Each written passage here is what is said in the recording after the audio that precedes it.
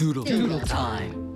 I'll be honest, I haven't heard a lick of her music. I listen to Talk radio only. I've been working with watercolor quite a bit, and I'm really enjoying it. I want to continue this process of figuring out this medium. So this week I'm tackling Cardi B. All right, I'm using Strathmore 400 watercolor paper. I've got watercolor paints. I got a palette. I've got a cheap set of watercolor brushes. Take that. Masking tape. This stuff is great for making borders and keeping my paintings from moving around for camera. Okay, water. Obviously need water. And pencils. I'm gonna use a mix of 3H and 3B. An eraser. And here we go. I'm gonna start by taping down the edges of my paper, creating a nice border, keeping my paper in place. And I'll start laying down some guidelines for my drawing.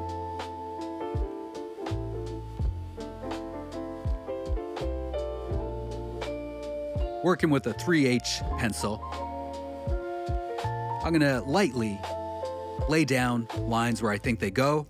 Once I'm sort of happy with how everything's laid out, I'll go over with a softer pencil, my 3B pencil, and commit to all these lines.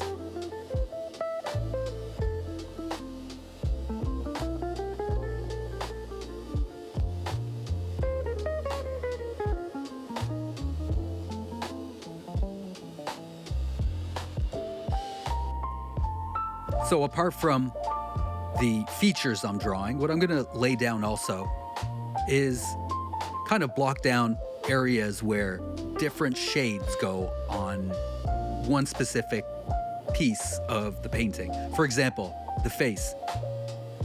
The skin on the face is gonna be made up of different blocked areas of color.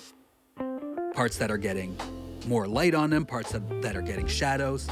So I'm gonna block those and kind of create the edges where the different shades are gonna meet with my pencil, with the 3H pencil. And then when I'm painting, I have a good idea of how the shading should sort of land on the piece.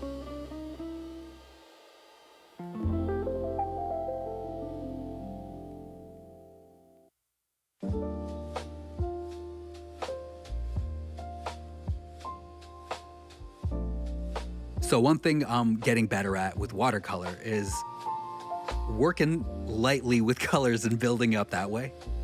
In some of the earlier pieces I did, I would go straight down with a bold color that I haven't really diluted. And it might look wrong at the end of the picture, but I can't do anything to remedy that. I can't subtract a lot of color from a watercolor picture. So I'm going very lightly this time around, diluting my pigments as much as possible and working upwards this time. And we'll see how that goes.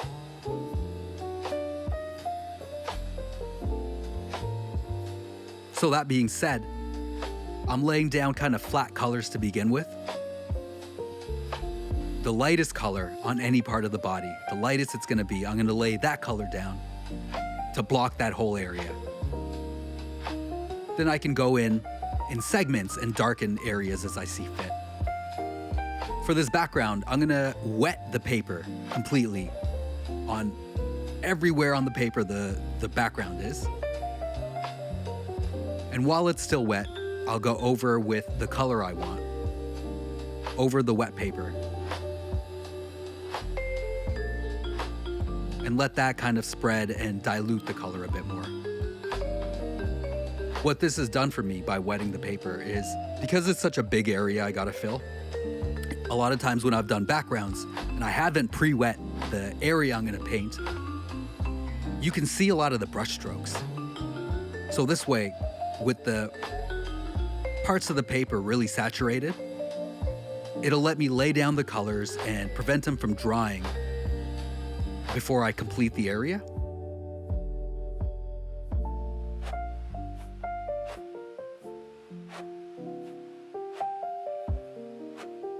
For areas of the hair I want to darken, I've used a very dark blue.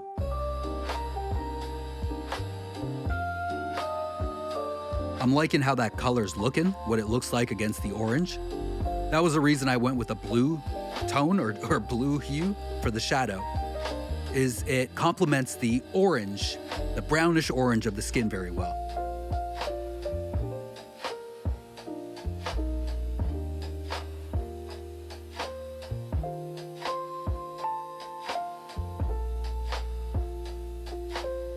So what I'm laying down for the hair, this is the lightest the hair is ever gonna look. And I'll slowly build up the values hair on the hair. And I like this blue. I'm gonna use it for other areas where I wanna darken.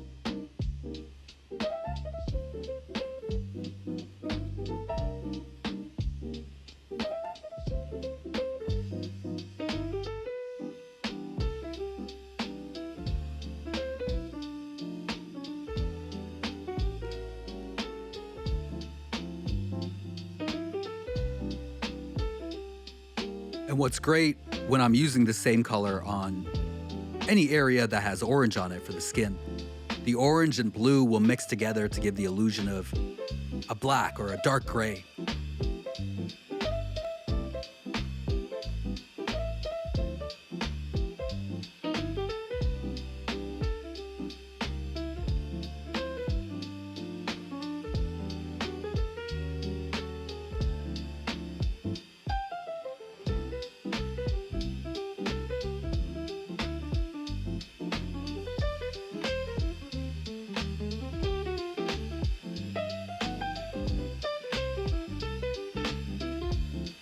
Now I'll introduce a brown to areas of the skin. And I'm slowly working my way from the original orange I laid down, slowly getting darker and darker. I'm not very good at blending with watercolors yet, so my values are kind of very blocky. But I kind of like how that looks. It looks very graphic and very illustrative.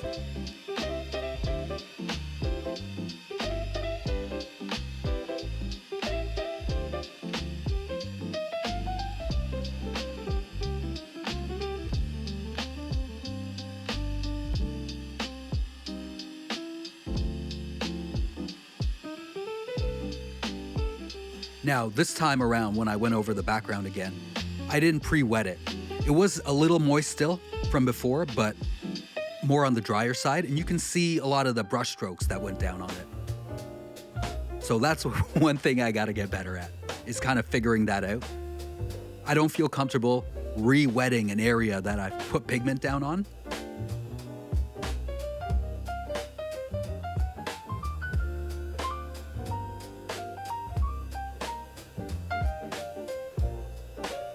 All these pieces I'm doing too, they're all just a learning process. So each piece I'll do, I'll try something new that I maybe haven't done before, or I've seen someone else do, and I'll see how that works for me, and whether or not that's something I want to implement with my work going forward.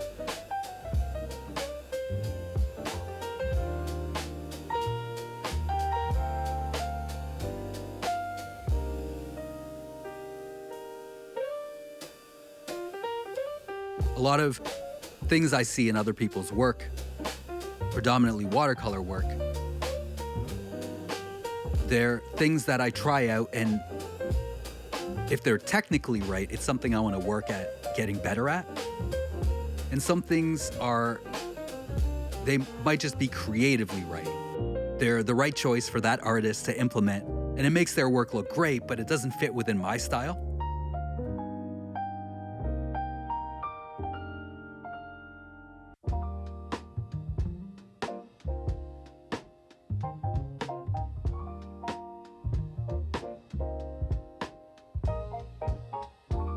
How would I describe my style? I would say my style is heavily graffiti inspired, loud, boisterous, clean lines, color. I don't know what else to say about my style. I don't think I have one really in watercolors yet. a lot of my watercolor style is, I guess.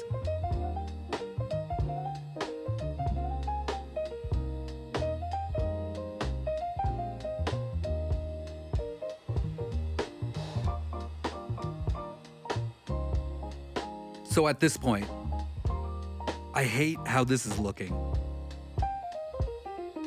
I've talked about before, there's a part during the process of any painting, there's a part where I've crossed the line from hating a piece to really liking it.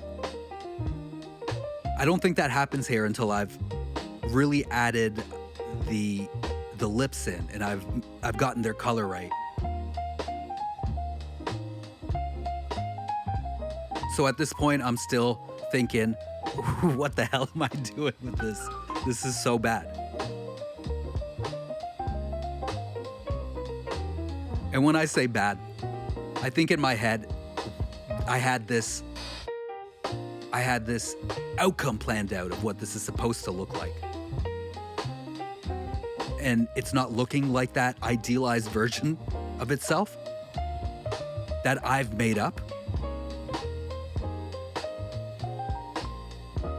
And I'll keep playing around with a piece, trying different things until I kind of cross that line and I go, oh, this wasn't what I was intending, but it looks kind of cool. And getting to that point was an interesting process and kind of fun. And then I'll throw the piece out.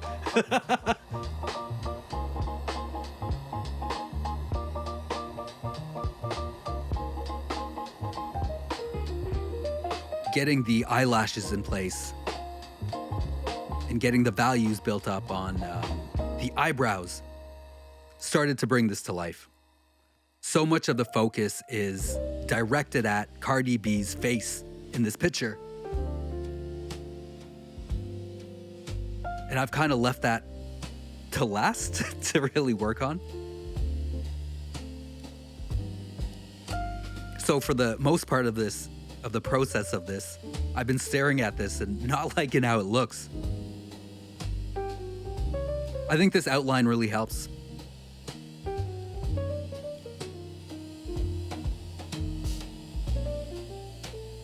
I would call my style illustrative because of that.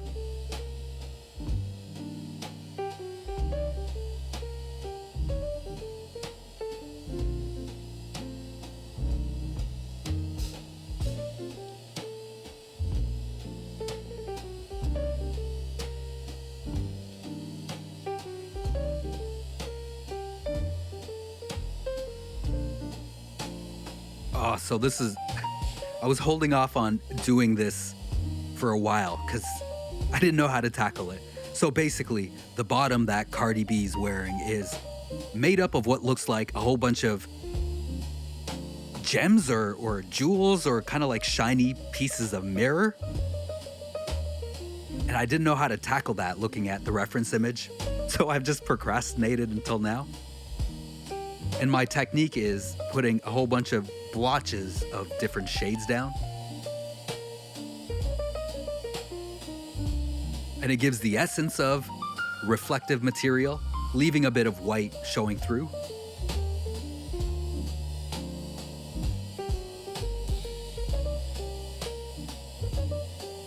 Now I'm going in and just refining all the values. Certain areas weren't dark enough for me. Now that I've got the darkest parts of the painting down, in the hair, the outline, and the eyes, that gives me a reference point for how dark or bright everything else should be in relation to that. So this is the part where I put the lips down and I'm starting to feel it.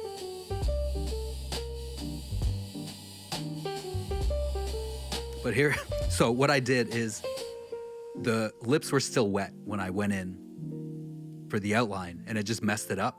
So I dabbed it, dried it with a paper towel and went over it for a clean line.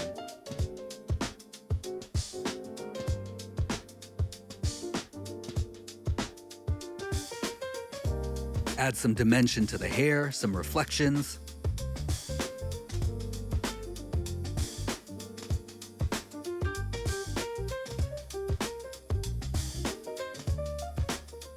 something to spice this up a little bit.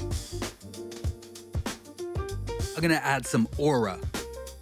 Y'all know what that is? Aura? A-U-R-A. It's how much vibe a person gives off. Look at that aura.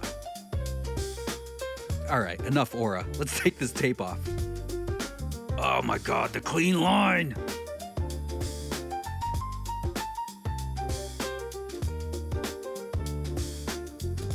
Oh, I wish that was my job. Just taking tape off of stuff.